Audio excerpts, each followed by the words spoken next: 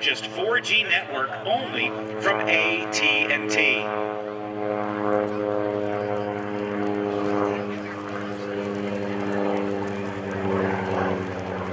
Best Western, the biggest hotel family supports our military. There's a Best Western that's perfect for your stay. Stop at our booth to learn more.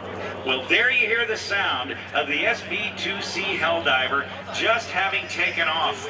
It's a dive bomber from World War II. The strategic dive bombing concept was first entertained by the United States Navy back in the 1920s. The dive bomber was to be an accurate weapon for offensive action against surface ships. The Navy commissioned the Curtiss Aircraft Corporation to develop a dive bomber, and in the mid-1930s produced the SB2C biplane Helldiver. Well, this is not that airplane. It carries the same name, recognizing the need for improved performance by advances in aerodynamics by the U.S. Navy, then further contracted Curtiss to develop a monoplane version of the Helldiver, and it was the SB1C, and this became the SB2C. They made about 7,200 of these airplanes, and there are 5 remaining of all 7,000 of them.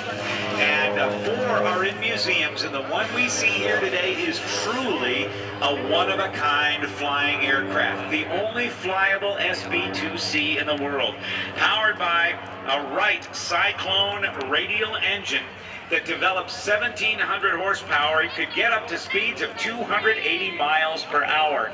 And Mark Allen from Houston, watch him as he dives in, gets it up on one wing and dives almost down 45 degrees down. The bomb bay doors are open. And he pulls up. With a crew of 2, that bomb bay could carry up to 2,000 pounds of bombs in it. It also had two 20-millimeter cannons, or 4 50 caliber machine guns in the wings, and 2 .303 caliber machine guns in the rear cockpit, a wingspan of 50 feet. And like so many and all aircraft carrier aircraft of the day, those wings could be folded up.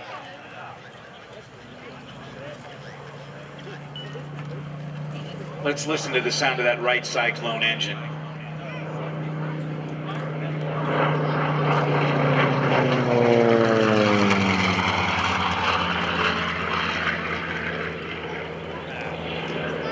Amazingly, this airplane was kind of disadvantaged from the start because it had to compete with a very highly capable aircraft from Grumman, the TBF Avenger. And the Helldiver never quite won a similar place in the hearts of U.S. naval aviators. It took time to prove itself in action, but eventually became an effective carrier-launched dive and torpedo bomber in the war against the Japanese. But it didn't earn its reliability soon enough for some commanders, and it got picked up the name, a derogatory nickname of the Beast. Maximum diving speed was 350 knots. That's 350, 385, all just shy of 400 miles per hour. It actually had dive brakes which would come up from the wings on the top and bottom to keep it from going too fast. From the right, get your cameras on it. It's a photo pass of the SB2C Helldiver.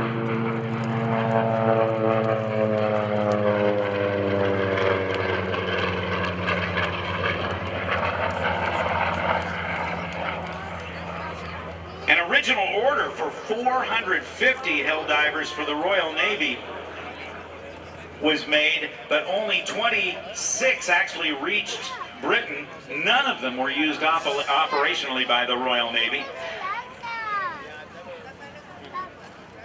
And I was mentioning those dive brakes.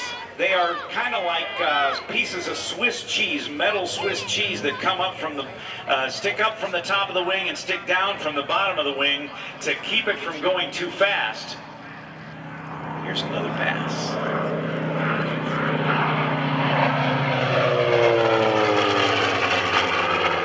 One of the prototypes of this aircraft actually fell to pieces in a dive bombing trial. Hence the need for the dive brakes.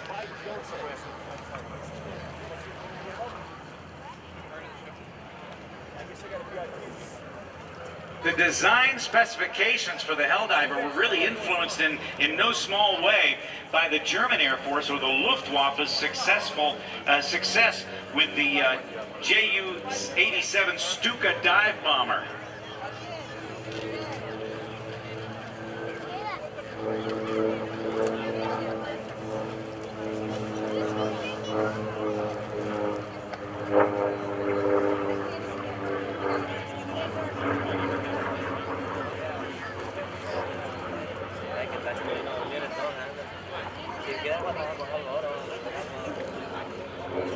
Diving in from the left once again, we've got the SB2C Helldiver.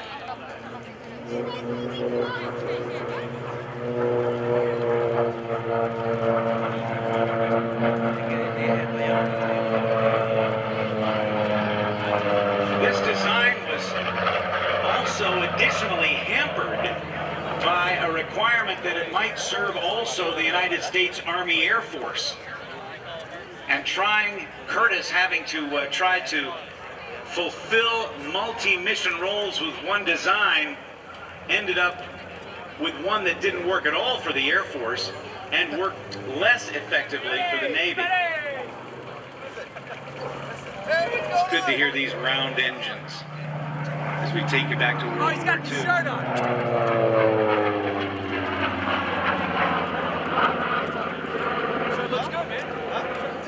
Without any fuel or weapons aboard or crew aboard, it weighed about 11,000 pounds. Fully loaded, it got up to 16,600 pounds. Make sure it's empty when you bring it back. Like, okay, time you leave it. And could get to speeds of 280 miles per hour. Again, this is the only flyable SB2C Helldiver in the world today. Built by Curtiss Wright. This one's known as the Big-Tailed Beast.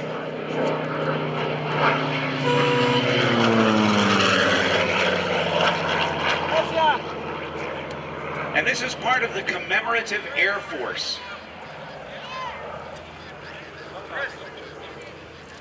And they are giving him clearance to land. Would you join me in a nice round of applause for the demonstration of the world's only flying Helldiver, piloted by Mark Allen of Houston, Texas.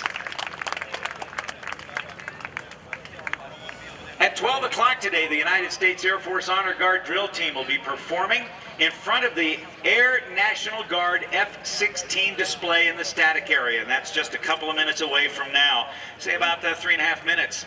They're going to land the Helldiver, and there is a 757 out there on the line that's going to be taking off shortly.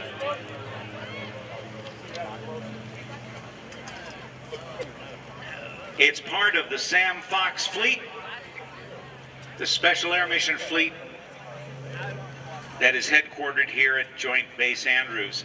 Then we'll have the Golden Knights. Following that, the Geico Sky Typers will be in, and there you can see on the big screens there, or jumbotrons, you can see the SB2C's conventional landing gear as Mark Allen sets up for a wheel landing.